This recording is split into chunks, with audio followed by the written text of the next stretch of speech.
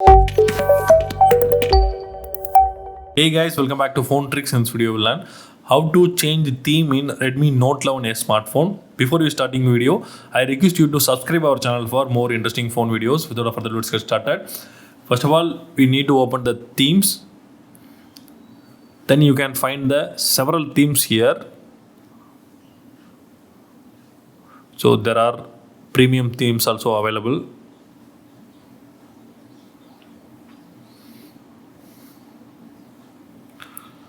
You can even choose the top themes from the list. So these are the most downloaded theme in the Xiaomi's theme store. So if you want to download this theme, you need to click on that. Then click the premium. Now the theme is being downloaded. Now theme is download. Then click apply to set the theme.